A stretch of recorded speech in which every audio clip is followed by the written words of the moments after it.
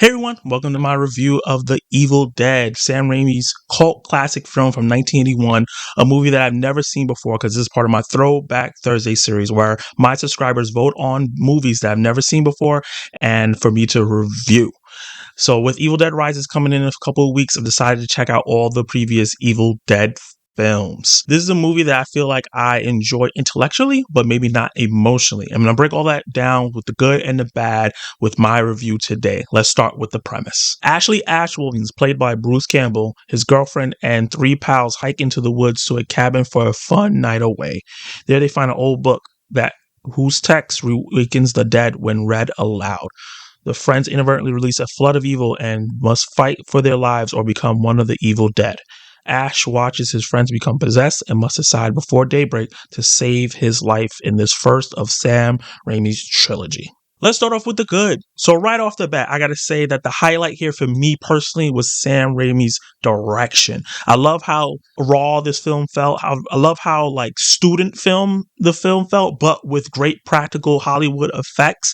It felt really 80s. It felt really old school, but a lot of the direction techniques are still used to this day. And I can see why this is a big inspiration for a lot of people who are making films to this day about zombies, about possession and things like that. I love how he starts the film with showing a POV of this supernatural force watching our unsuspected people who are about to become victims. As they're in their car, having banter, joking around, playing around, heading towards his cabin and unknowingly going towards their doom, it felt like the world was trying to warn them not to go with that oncoming truck that almost crashed them, then that rickety bridge that the tire got stuck in, and worst of all, that old-ass rickety swing that kept swinging with nobody in it. From then I would have been like, guys, maybe we shouldn't do this.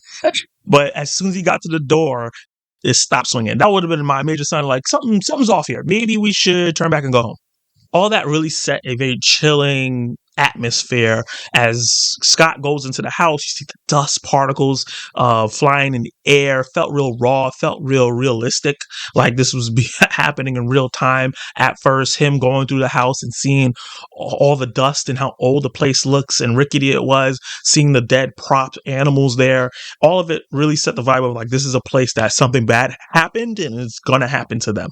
And as the team frolic and get comfortable inside this cabin that my black ass would never be found, they find a recording and the old book that I was stating in the description, and they're reading it and playing the audio files of this group of people that had it before. And because they did this, it releases the evil within that forest itself.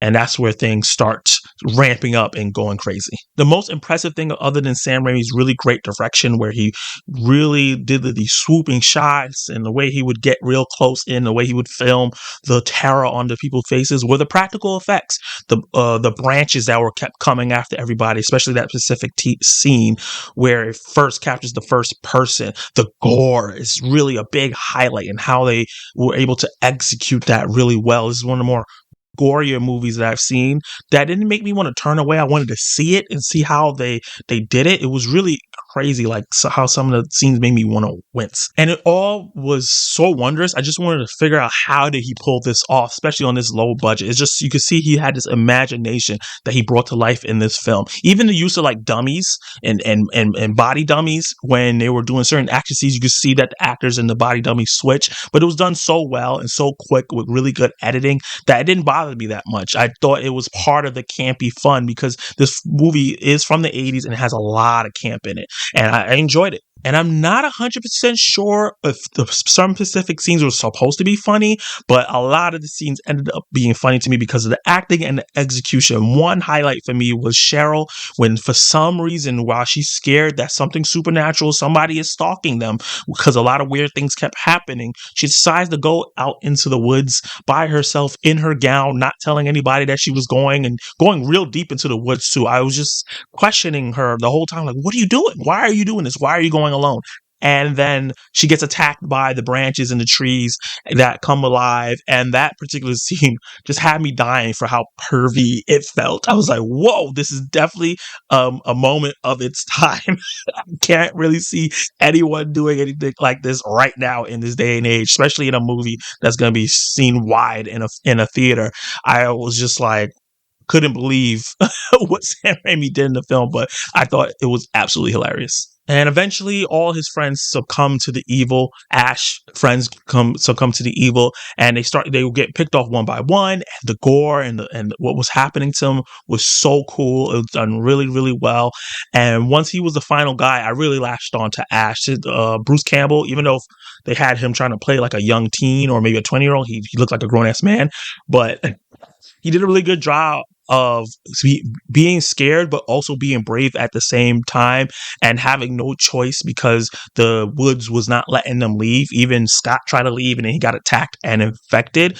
Once the friends got infected, it was just really fun performances. I was less scared and more fun, having more fun with everything that was going on, especially with Teresa, who was one of the first people to be possessed in a way that she was just hilarious, getting locked in the cellar and she kept popping up and saying different things like, we're gonna get you or you're stupid. It was just really, really funny, and it was less terrifying and more like black comedy to me, and I really, really enjoyed that, how entertaining everything was, because I wasn't really scared.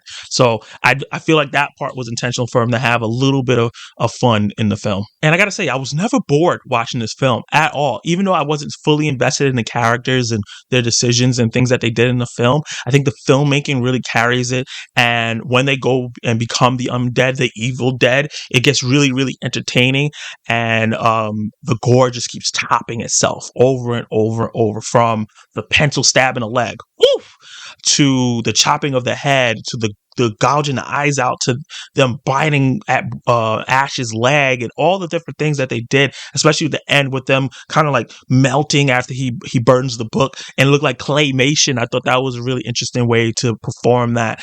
And also then when them like it seemed like a demon just ripping them apart at the end, all that stuff was really cool. The buckets of blood, it was just done in a very campy but entertaining way that kept me just glued to the screen. Now let's talk about the bad. So for me, this was totally like a showcase more than a movie for me of Sam Raimi's directing skills and whoever was on the set for production in terms of the practical effects and the way things were put together.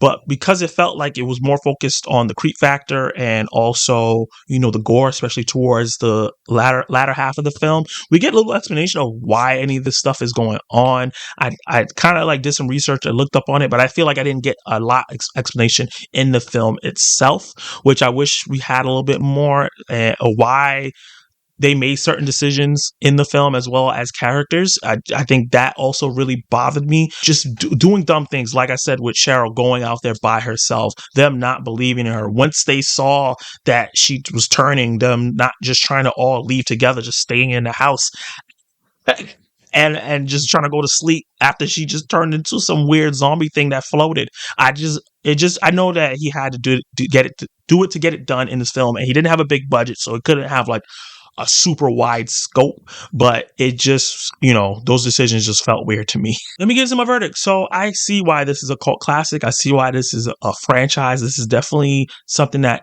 they can build off, and I'm excited to check out the Evil Dead 2 and the Army of Darkness and the remake coming up soon, and obviously Evil Dead Rise. I can see that this was a really good setup for something that can get better. And the gore, the production design, the practical effects, all the stuff surrounding the filmmaking was really what made me entertaining on an intellectual level. But on an emotional level, I just wasn't very invested in the characters or caring what happened to them. Unless it was like Ash towards the end a little bit, but even then, I just really didn't care about the character. So I really appreciate this film. I think this is something, if you're a horror fan, you should watch. It's very, very impressive. Thinking of how if it's like from the 80s and how this is a better production and flow of things than a lot of movies that come out right now. And if you're someone that is a filmmaker and are indie filmmaker, you definitely should check this out, because the way he did things here is something that can inspire a lot of people as well. So with that said, I'm going to give The Evil Dead from 1981 a C+. Did you like it? Did you hate it? What would you rate The Evil Dead 1981? I know this is some people's favorite horror movie of all time. Some people don't care for the franchise. Let me know in the comments below where you lie and how you feel about Evil Dead 2. I heard that Evil Dead 2 is very similar, but a better film. Let me know if that is true. Like the video, subscribe to the channel, and hit that notification bell so you can be notified of my reviews, reactions, my other Throwback Thursday films, and much, much more. And you can catch more of my content